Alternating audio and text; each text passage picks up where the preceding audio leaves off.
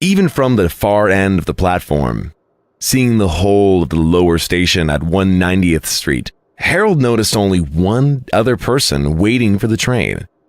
Granted, it was quite late, around 2:30 a.m. On what day was it? A weekend, but still it seemed unusually quiet. Harold could hear a single drip, ticking the seconds away. Not quite seconds, Harold noticed. A little slower. He studied his watch, listening to the drops plop into the still, murky puddle on the tracks.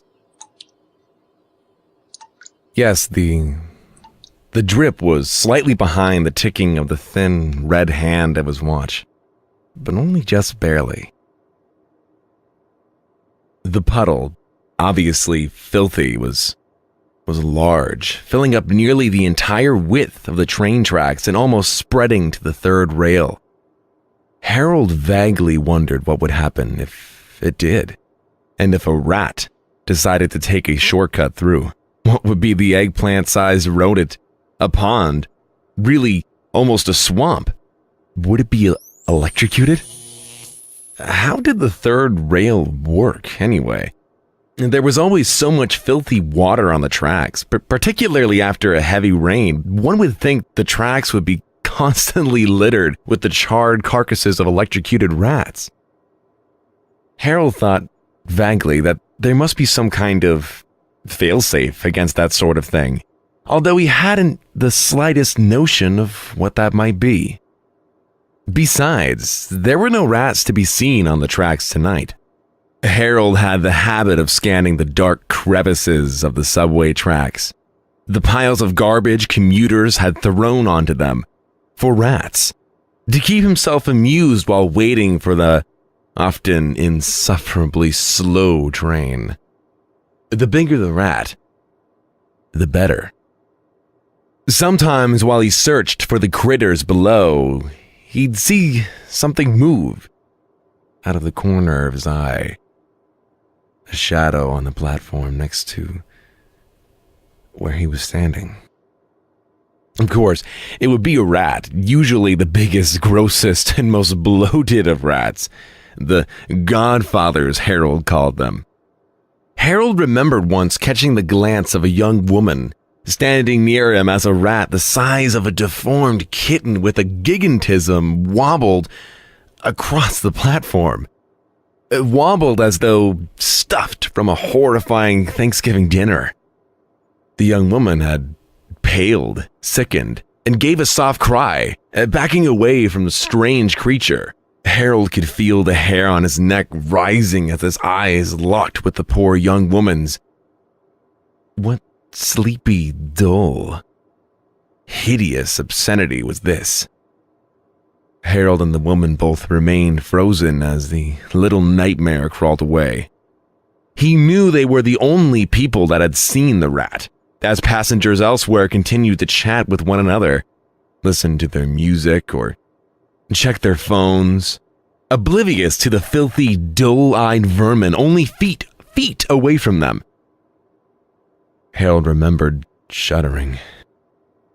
How often had he himself stood on the platform waiting for the train, oblivious to the horrible, slinky, wet creatures scuttering around him? But tonight all the rats seemed to have vacated the station. Harold found himself, as always, relieved and somewhat disappointed at the same time. Despite the repulsion he felt at the sight of them, the rats held a certain fascination for him. These were the carriers of fleas that spread the Black Death during the Middle Ages. These were the companions or fellow tenants of the cockroaches. They were everywhere and anywhere, and could sneak up behind you or right in front of you at any time, regardless of your social class, your education, your attractiveness, or lack thereof. Rats, Harold thought, like death, were a great equalizer. Harold checked his watch. 24 minutes he'd been waiting. Still, no train. Not terribly unusual for the downtown one at this hour, but still slower than he'd like. He wanted to be on time. He started to think about what he needed to be on time for, which he was a little fuzzy about for some reason. Now, he did know for sure he had to be in one of the first 5 cars because he was getting off at South Ferry. That was not fuzzy at all. South Ferry was the last stop on the 1 train line, and you had to be in one of the first 5 cars to get off. Otherwise, the train would just loop back uptown, with you trapped in it going back the way you came. That had already happened to Harold before, and he was determined not to miss his stop again. Glancing up from his watch, from which he'd been mildly hypnotized, Harold noticed the lone fellow commuter waiting down on the platform. The one from earlier had moved closer to where Harold stood. His stomach fluttered a little, disconcerted. Although the person, even with their back turned to him, now appeared to be an elderly woman. She wore a khaki raincoat with one of those shower cap bonnet things on her head, like the kind his grandmother had worn when it rained so her coiffed white hair wouldn't get wet. Hardly a threat, Harold thought. Regardless, Harold hoped she wouldn't come any closer. He had no desire to get sucked into a conversation with an old lady, which could most definitely consist of pondering why and or complaining about the train delay. Of course, the MTA made no announcement explaining the situation, and probably due to the budget cuts, he actually hadn't seen if there was even a teller in the booth. He did wonder what the old lady was doing out at such an hour in this neighborhood, or where she would be going. Where anyone would be going at this hour on a weeknight. Was it Tuesday or Wednesday? Well, regardless, it was beyond him. Maybe she was headed to visit a dying friend in the hospital. Maybe she was late night shopping for cat food and insure. Maybe she was going to get laid. Oh, Harold suddenly pictured the old woman removing dentures, licking her puckered up lips smeared with red lipstick, getting ready for some hot date night on the town. He barked out a single laugh, which echoed loudly. Harold clapped his hands over his mouth, squeezing his eyes shut as though to try and lock the laugh back up before it could escape, but it was too late. It had already escaped. Harold opened his eyes. Startled, he saw that the old woman was standing much closer to him now. He wondered, how did she move so fast? Maybe only 20 feet away. Still, with her back turned to him, Harold cleared his throat, his heart pounding a little. Not knowing where else to look, he checked his watch again. 2:43 a.m. No sign of the train. Still studying his watch, as though it were the fossil of some unknown dinosaur, Harold noticed that the dripping had stopped.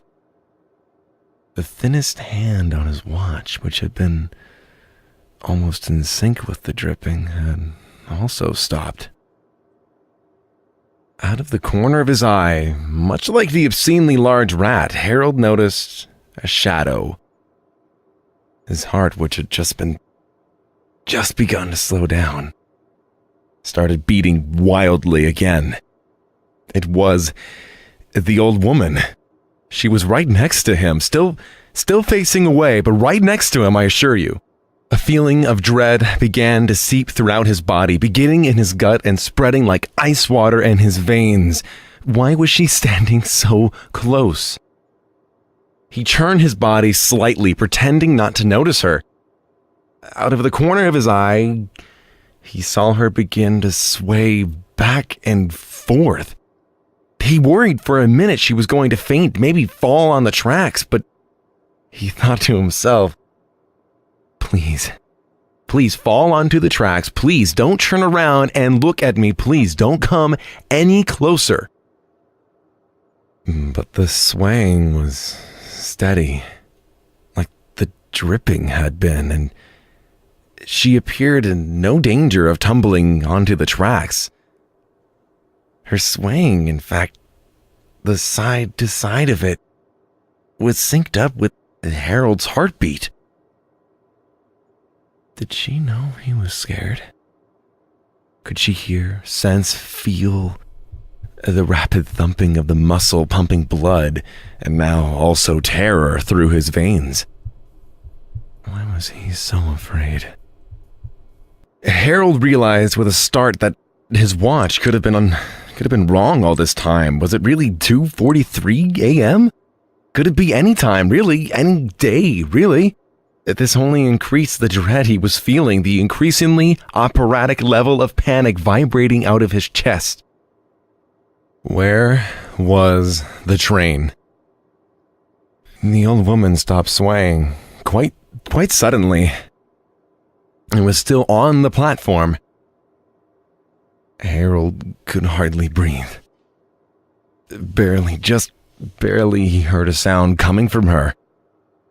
Soft. Almost indiscernible. He turned his ear slightly in her direction, still staring at his dead watch. She was giggling. Her shoulders, khaki in the raincoat, began shaking, as if she couldn't contain her delight. The giggles, so soft at first, began to get louder and louder. Harold felt a rumbling beneath his feet, in sync with this hideous woman's laughter. He felt the rhythm, the vibration of the train approaching the station. The downtown train to South Ferry.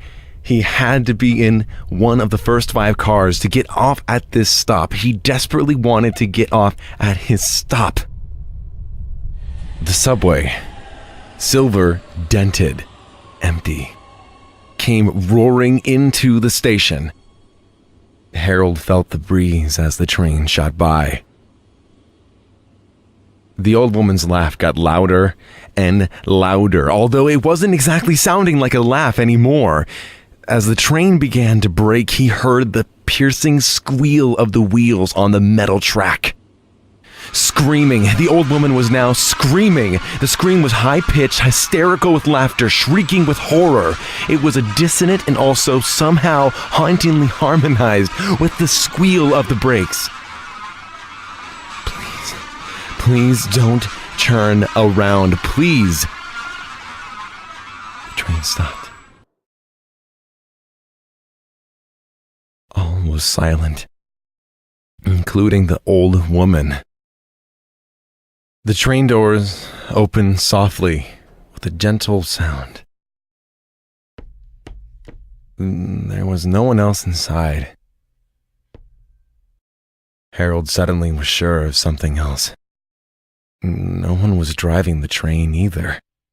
And this train was not going to South Ferry. He stepped into the car. The old woman stayed on the platform.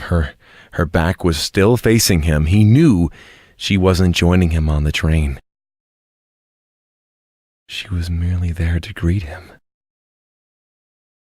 As the doors of the train car closed, as the train began its journey downtown, Harold saw her out of the corner of his eye one last time, like the demonic little rodent on the platform that had caused the young woman such terror, with their eyes had locked in dreaded understanding. He saw the young woman's sheet white face again in his mind, and now knew why she had been so terrified. Because she knew, and that rat knew, because it had come from there. And the old lady knew because she'd been sent from there as well. They knew where the train was really going. And now Harold knew too, where they were all eventually going. Down.